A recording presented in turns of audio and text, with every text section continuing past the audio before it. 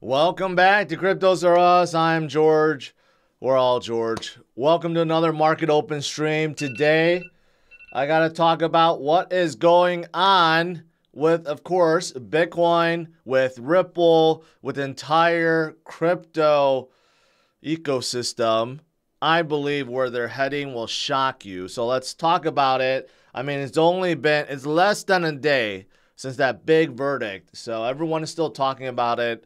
Let's look at it and let's discuss everything else that's going on. So welcome. The market bell has just rung.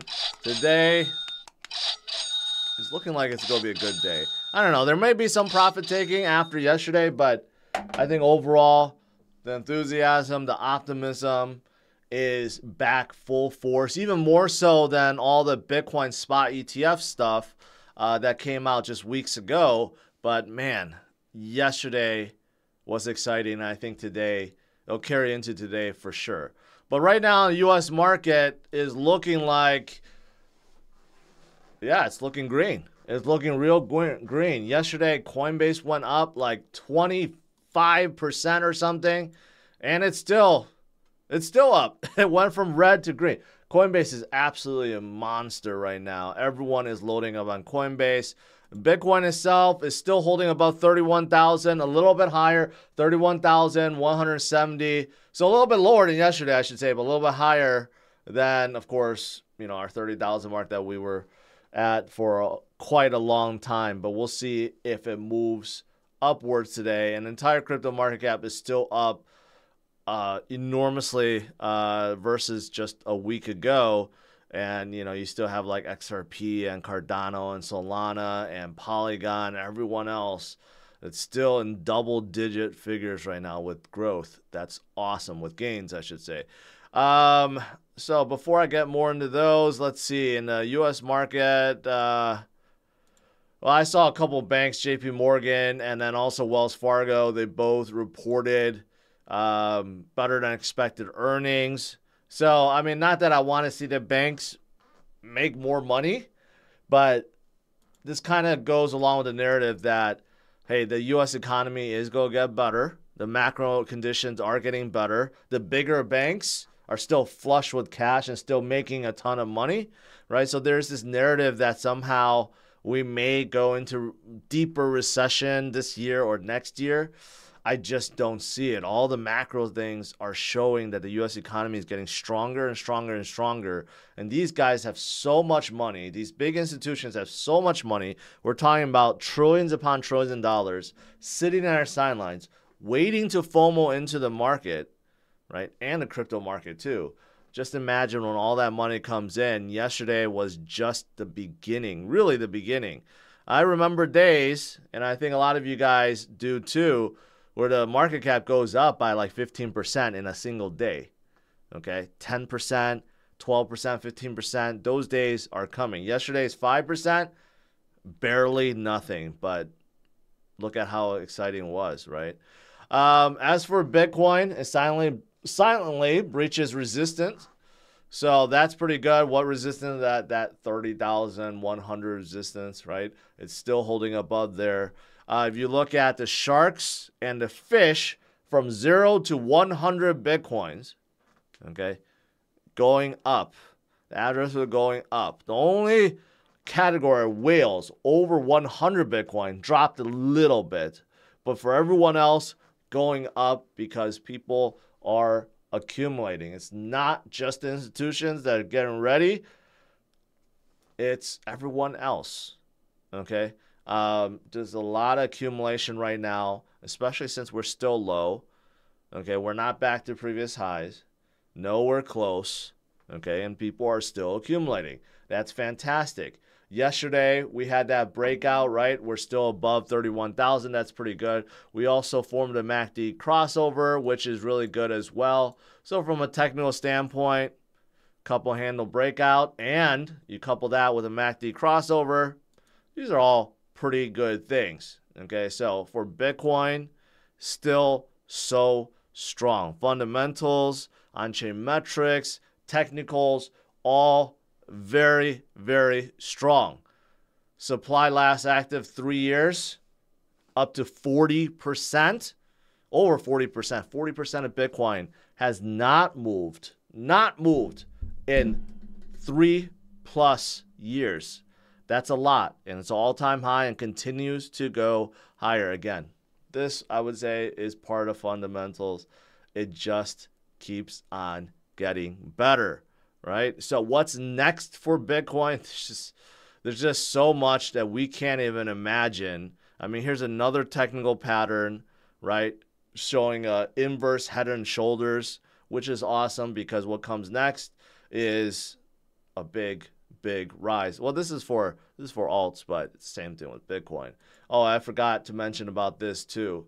There's another Bitcoin spot ETF coming, this time to Australia. Well, at least it gets filed. It's not for sure. But yesterday, the very first one opened up in Europe. And then, of course, we got like 6 or 8 applicants in the US. Then now we have one in Australia. I mean, imagine all these Bitcoin spot ETFs everywhere, right? And how much money will be flowing in everywhere. Again, it's going to be fantastic. It's going to be really, really fantastic. So that's what's happening with Bitcoin right now. Really, nothing has changed besides Bitcoin looking even stronger than it has been. So that's fantastic. But, you know, of course, everyone's talking about, what about XRP? XRP, of course, is much stronger now. The fact that it is not a security, okay? Not a security, of course, makes people want to FOMO in. That's why it's up like 80%. And I don't believe it's going to stop there. I think it's going to keep on going. Volume is exploding on Upbit, which is even a smaller exchange. You have more XRP volume than even Bitcoin. That's really, really hard to do.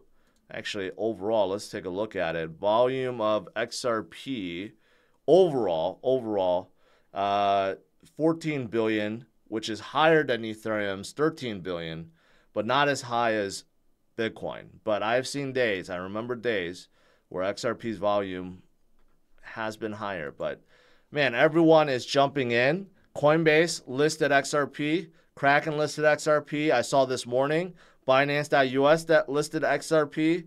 And I think Gemini's going to list XRP. They're talking about it. Cameron's talking about it, right? So a lot of people FOMOing back into XRP. So where is it going to go next? Well, yesterday I plotted, I think it's going to be about $1.10, right? I think that'll be coming. It could be coming this weekend. It could be coming today. I mean, when XRP FOMO hits, it really hits. Here's a technical showing XRP/BTC pair and how basically for 4 years, it's been stuck under the 200 weekly moving average. And yesterday was the first time in 4 years it broke out. Okay, so from a technical standpoint, that's really good. Breaking out of this weekly moving average after 4 years. 4 years. Okay. But, you know, it makes you wonder if being sold on an exchange and on a DEX, okay, they call it a programmable language or something like that. That's the wording they use. So if you think about it, if you have sales now that are on exchanges or DEXs that are not considered securities, well, then what else was declared a security but is no longer a security then? Well, you know what? Someone posted this. These are all the projects that are considered as securities by the SEC.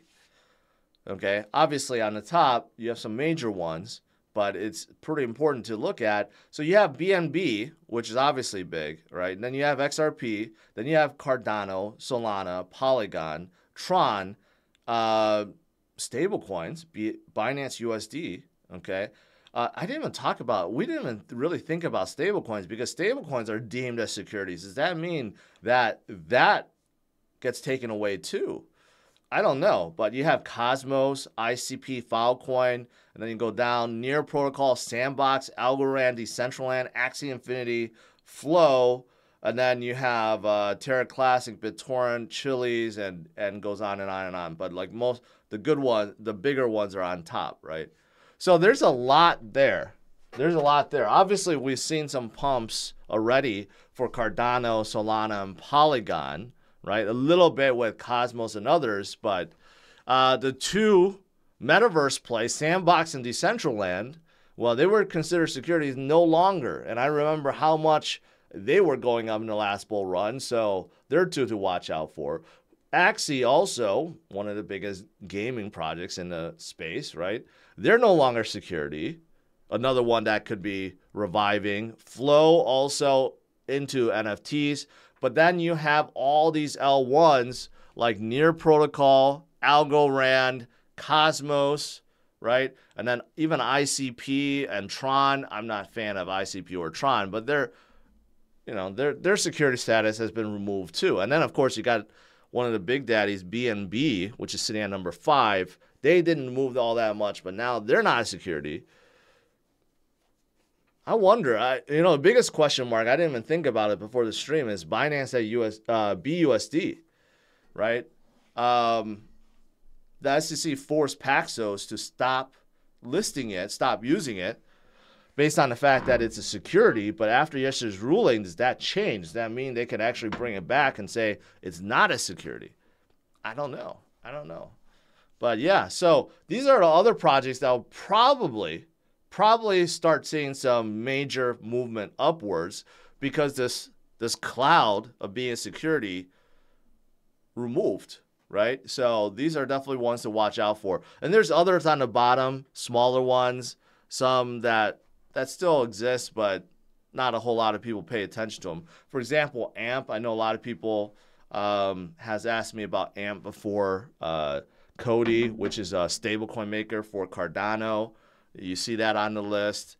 What else is Mirror Protocol? That's for Solana, and these other ones. BitConnect.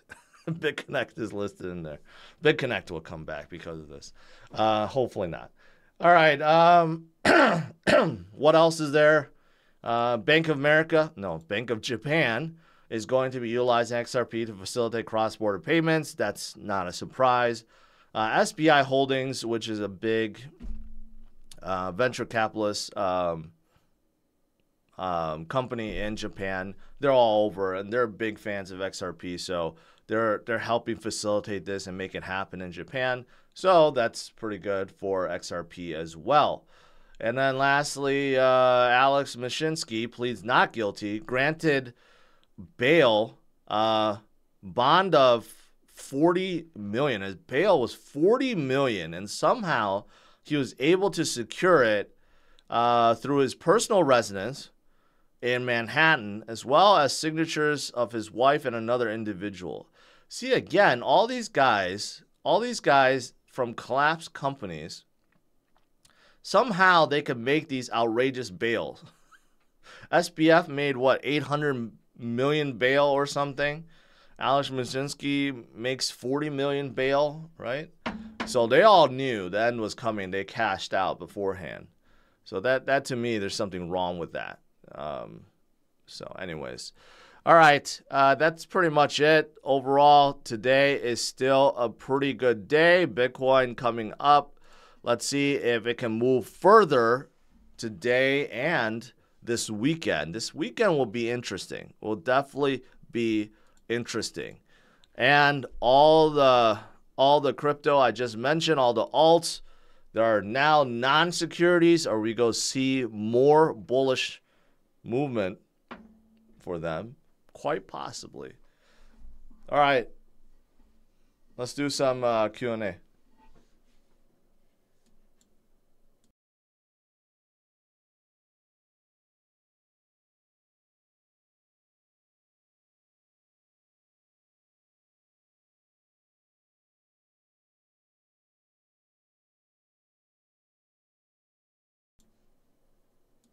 Happy Friday, everyone. It's a good day. It's definitely a good day. Dan Joiny sent a super chat. Thank you. What is the top 3 gainers for the next 12 months? That's really tough, man. That's really tough. I have way more than 3 that I like, but I will definitely say that I have to put XRP in there because XRP army is strong.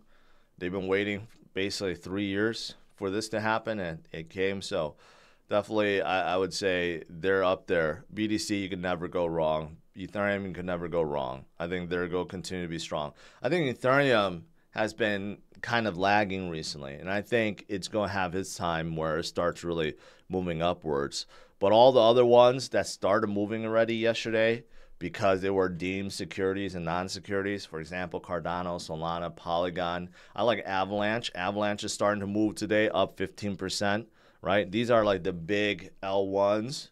I think they will do very well in the next 12 months. And then a lot of things in the middle there also will, like the mid caps and small caps, as we get closer and closer to the halving event, a lot of these will get stronger, right? I also like Cosmos a lot. I think they're still very underrated. You got like liquid staking guys like Lido that's good to do really well, and it did do really well yesterday. Near Protocol, another one that was deemed a security, now heading up. They're like a mini Solana. They're coming up. VeChain is another one. Multiverse X, which was Elrond, Algorand. These are all L1s. I think they'll do really well. Phantom, Mutable X, ApeCoin. I mean, yeah, there's a lot. There's a lot of good stuff.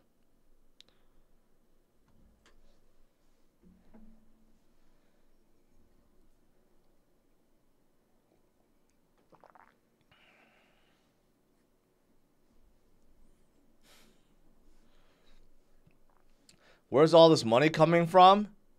Man, you don't realize how much money is sitting in the sidelines. Okay, I mean, just with Tether alone is 83 billion.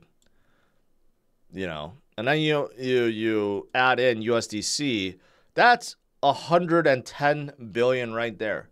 110 billion sitting in stable coins that could be coming out and being used to buy everything else, right?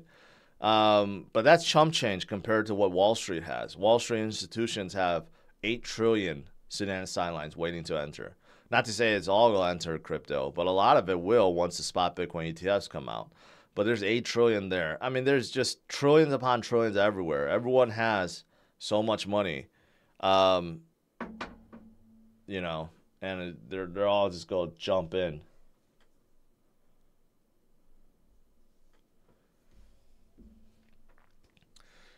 John is saying future legislation will include KYC. Will that benefit and hurt? I don't know. That's too deep of a question for me to answer right now.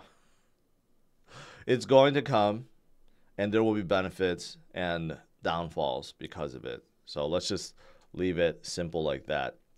Does XRP win almost guarantees wins for other SEC cases? There's no cases. Like Algorand was not actually, for example, sued. They were just deemed a security, but they weren't sued directly. So it just kind of goes away unless SEC directly sues with these companies, contesting that they are securities. Okay. Has Apple made any NFT crypto policies like Google's Play Store? Yes, but in the opposite direction. So, like Coinbase Wallet cannot support NFTs because transactions, the gas fees, Apple wants a 30% cut. So Apple has taken the opposite route of what Google announced. So basically, any gas fee, regardless, it's not like it's profits or fees charged by the wallet maker. They want a 30% cut. Larry Fink is on TV talking with Jim Cramer. Good. I don't know. Inverse Cramer has been pretty accurate, so I don't know if Larry Fink is talking about spot Bitcoin ETF or Bitcoin overall, but Jim Cramer's been telling everyone to get out. He's been telling everyone to get out for a long time, and it's been pretty good so far.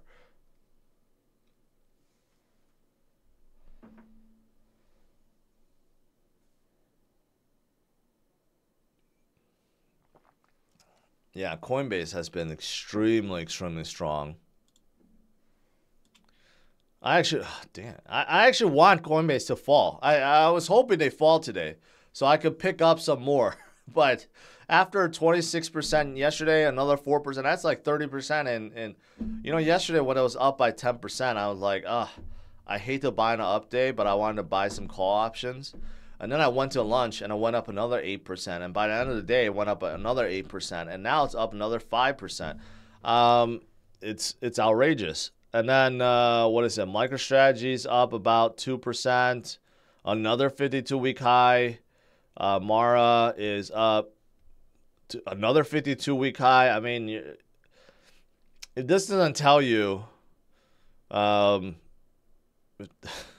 doesn't tell you that institutions are FOMOing, I don't know what will. I mean, this is what it looks like when institutions, you know, they want a piece. This is what they're doing. And Coinbase is still cheap compared to where they IPO'd at, which was like at 300 or something.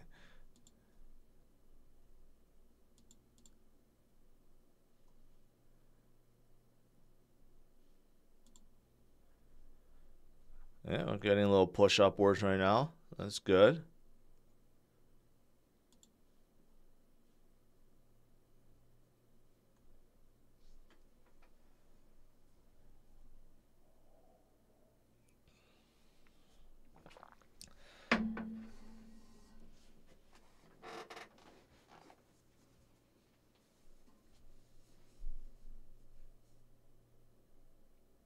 Let's see.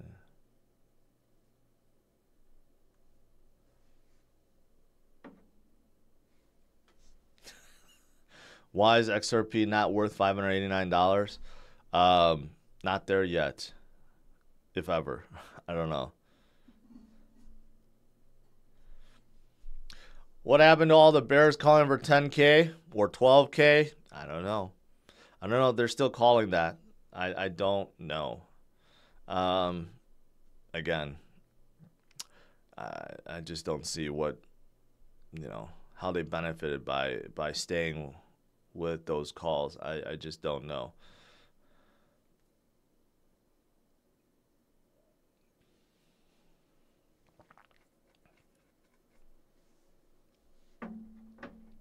Let's see. Last 24 hours.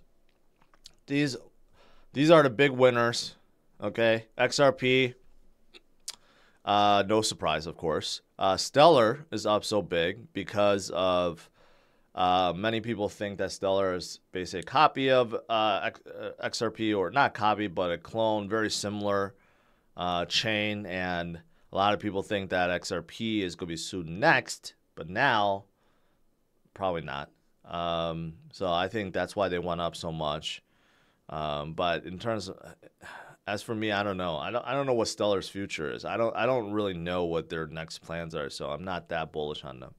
Synthetic went up big. Why? They're a project all about creating synthetic tokens, which was seen as securities before, or it could be securities. I think that's why they went up so much. They're under $1 billion, so actually they look pretty cheap. Lido is up because now liquid staking could possibly not be considered security too, so they're up. Solana, Cardano, Injective. I don't know why they're up so much. I mean, they're part of Cosmos ecosystem, so maybe because Cosmos is not a security, they're not a security now. Pepe's up. Pepe is just really strong. Near is L1, not considered security. ApeCoin, not security. Avalanche, L1. Optimism, L2. Immutable X, also L2. Algorand, layer 1. Flow is also layer 1. DYDX is a DEX. Mina is L1. Polygon, L1. Chainlink is not L1, but it is. It's the biggest oracle we have. Not sure why I mean, I know because they haven't moved a lot, but there was no talk about them being security. But everything else in there kind of makes sense, in case you guys are wondering.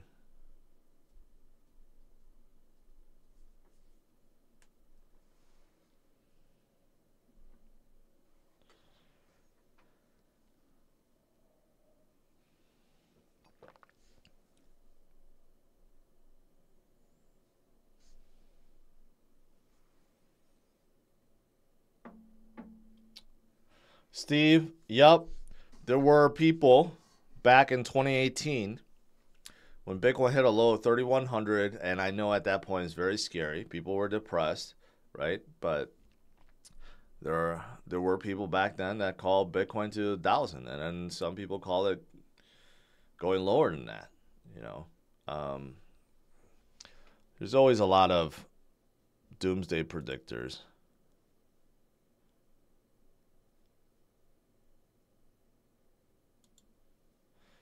Yeah, we're getting good push up. A little slow move upwards. I really love to see us break through 31.6, which we did yesterday, and stay above. I think that's going to be important. All right, so that's going to be the next step. We break through, kind of hold here, and then we form this next leg up.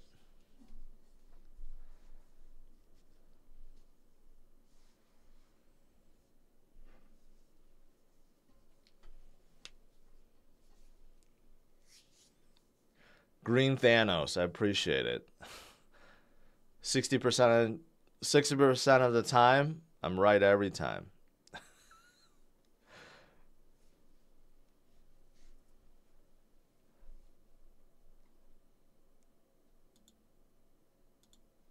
Come on. Coinbase needs to stop, man. How can anyone get into Coinbase when it keeps pumping like this? It needs to stop. Look at this. This is ridiculous. Within 5 days, they were at $80. All right. I may not be able to get into Coinbase anytime soon. I actually want them to go down.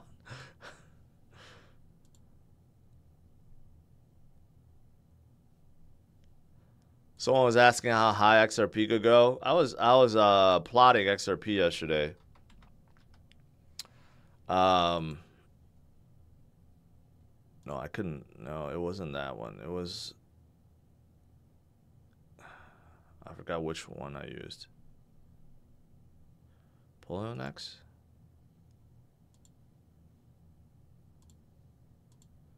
Yeah, I used this one. So you could see downtrend since 2017, okay, when it hit like almost $4. Then there was a little peak here, maybe like around $2 around mid 2021, right? So as for XRP, the next stop, you know, assuming it doesn't just go down, but like let's say it goes like here, you know, I think it would be like $1.10. That's the next stop. And then it'll be very interesting if it breaks through. Because if it doesn't break through and break down, that kind of sucks. But if it breaks through, that would be pretty good. But I think for XRP, it'll be somewhere around here, like $1.10 will probably be the next target for XRP.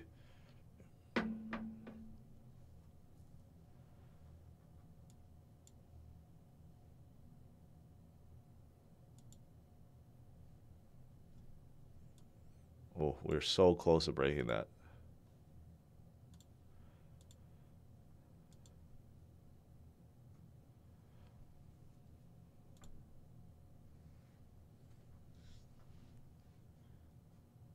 This is interesting. This is actually a reverse head and shoulders for altcoins and their dominance. So it's looking like alts may get a good recovery because of this XRP thing. Price prediction for Coinbase. You know, it's hard with stocks like Coinbase, but let's just take a look. I mean, look at it. When they IPO'd, you know, they came out like at 400, right? Like I mean, if you're looking at this, they broke through the previous resistance August of 2022. So there's really nothing. The next resistance is probably up here, 158. So if I was to go open my option, I would probably put it right around 150, 160. If you want to be a little greedy, you go to the top end, about 190. So Coinbase, that's where I think Coinbase will head next. It may take a while. I mean, people may take profits, keep in mind. After going up so much, it's not going to keep holding this high. But it'll probably, I would say, by the end of the year, hitting like between 160 and 190, very easy. I would say very easy. By the end of the year, it could go back up to 200. It could go over here, like 230s. So, yeah, I think that's where Coinbase is going. And then, yeah, next year, after the halving event, it could go back to 400. No problem. This year may be too soon. Just keep in mind, after this, there will be profit taking, okay? It's not going to keep going up forever, so there will be profit taking soon.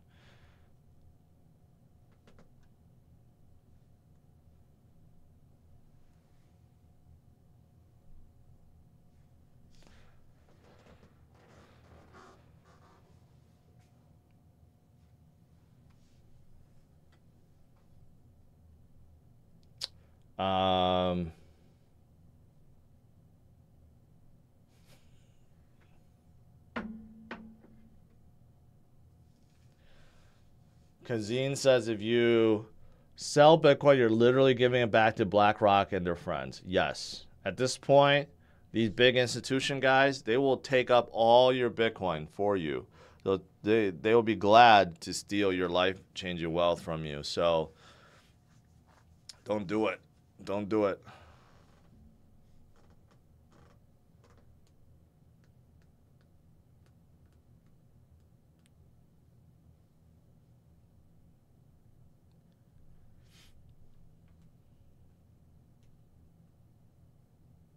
Okay, now Coinbase coming down a little bit. Okay, good.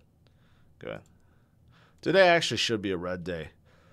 But there's too much FOMO with Coinbase. But, yeah.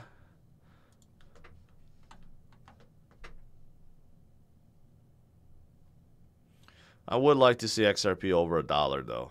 That would be good.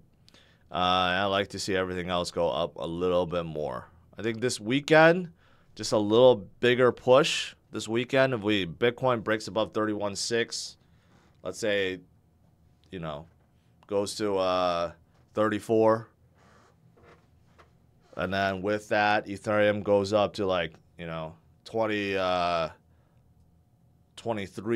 and the XRP is above 1, and then like Cardano, you know, hopefully getting back to 50 cents, Solana being around 35. Love to see those targets hit this weekend. Polygon being above 1, definitely. Avalanche, maybe above 17, 18. You know, another bullish thing that could be coming. I don't know if it's going to, though. Like if Gary Gensler all of a sudden resigns, like we hear about him resigning, that would also be very bullish. We will see more gasoline thrown on the crypto campfire.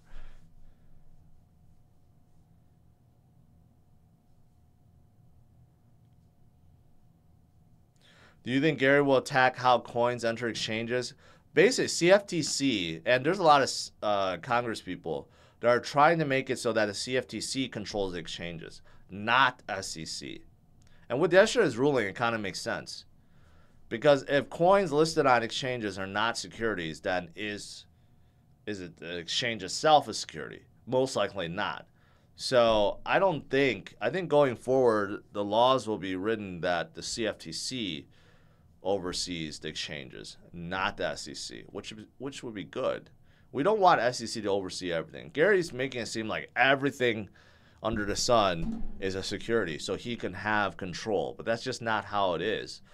No prior chairman made these kind of declarations, but he is, you know. And think about it, if Ripple didn't have $200 million to fight the SEC, you know, none of this would be happening right now. You need someone with a lot of money, a lot of resources to be able to do this. Coinbase will be the next one that wins. This lawsuit with, you know, with the SEC, they might just call it off because their argument is gone. like these illegal tokens, illegal security tokens being sold, well, that argument goes away because they're not securities just because they're sold on exchange. So that lawsuit may be just dismissed soon by the SEC. Yeah. T, thank you for that.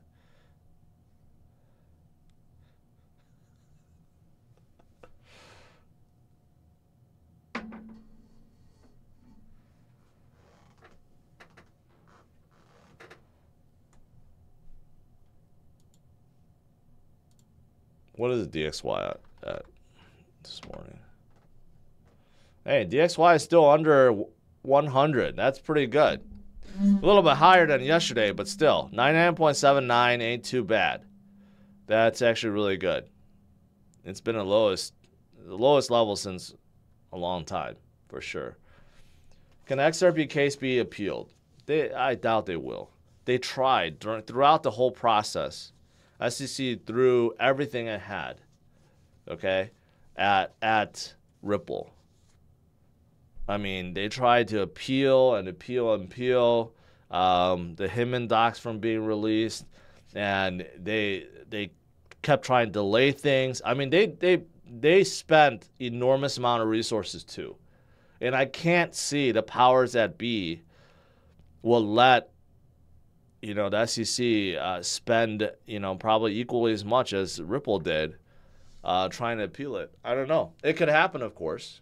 It could happen, but they already spent 3 years to try to make this not happen, and I don't see how appeal will change that. They know that. Again, I'm no lawyer. I might be completely wrong, and they think like it's worth it for them to do, but I just don't think it makes logical sense to do. They should just, if I was Gary, I'd just, move on to something else that's winnable. But he has a lot of lawsuits he has to worry about. He has one against Grayscale, one against, of course, Coinbase, and then one against Binance too. And the Coinbase and Binance ones may be going away soon.